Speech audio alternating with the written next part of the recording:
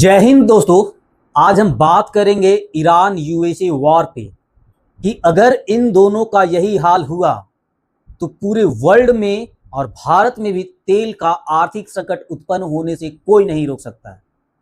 हम ऐसा इसलिए बोल रहे हैं क्योंकि ईरान और यूएसए के बीच में जो शांति वार्ता होने वाला था कतर की राजधानी दोहा में, वो शांति वार्ता नहीं हुई।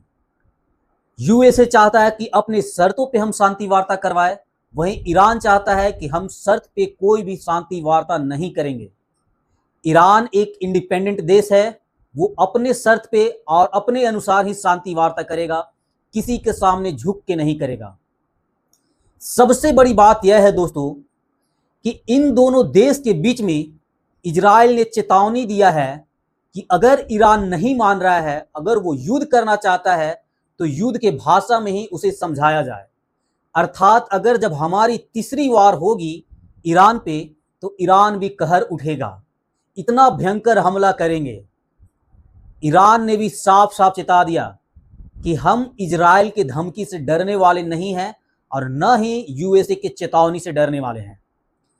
सबसे बड़ी बात तो यह है दोस्तों कि स्टेट ऑफ हॉर्मुज, जिसके रास्ते तेल का व्यापार होता है, उस रास्ते पे ईरान का नियंत्रण है और उसके मनमानी के बिना अगर कोई देश तेल ला रहा है तो ईरान उस पर अटैक करने से पीछे नहीं हट रहा है।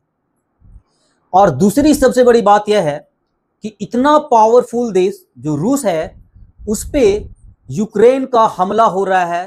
तेल का जो रिफाइनरी फैक्ट्री है उस पे लगातार हमला कर रहा है यूक्रेन, जिसके कारण रूस में भी तेल का काफी कमी हो गया है और अंततः उसको भारत और अन्य देशों से हेल्प लेना पड़ रहा है। आप सोचिए, एक तरफ जहां रूस किसी देश को मदद किया करता था, तेल दिया करता था, आज उसे भी तेल की कमी महसूस हो रही है और भारत जैसे देशों से तेल मांग रहा है। इतना बड़ा देश होने के बावजूद तेल का आर्थिक संकट उसके पास भी उत्पन्न हो रहा है, तो आप समझ सकते हैं कि अगर स्टेट ऑफ हॉर्मुज भी बंद रहे और रूस पे भी हमला हो तो तेल का कितना विकराल रूप आ सकता है।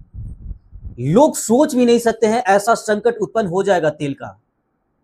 भारत हो चाहे अन्य देश हो, हर देश में तेल का आर्थिक संकट उत्पन्न होना तय है अगर यही स्थिति रहा तो। आप सोच सकते हो, जिस समय रूस भारत की मदद किया करता था, आज ऐसा समय आ गया है कि भारत से रूस को मदद लेना पड़ रहा है।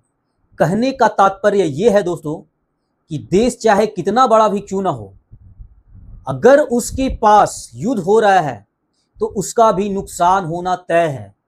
इसीलिए वर्ल्ड में युद्ध नहीं, शांति चाहिए। भारत का नियम अपनाओ। भारत सबका भला चाहता है और अपना भी भला चाहता है। ईरान को तो चाहिए कि यूएसए का बात माने और यूएसए को भी चाहिए कि ईरान पे दखल अंदाजी ना करे। जब ईरान का अधिकार है स्टेट ऑफ हॉर्मुज पे तो उस पे अपना अधिकार न बनाए।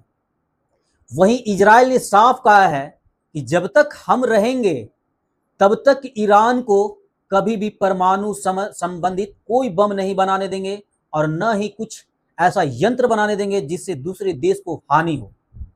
वहीं ईरान का कहना साफ है कि हमारा देश, हम कुछ भी कर सकते हैं, इसमें इजराइल और यूएसए हस्तक्षेप न करे।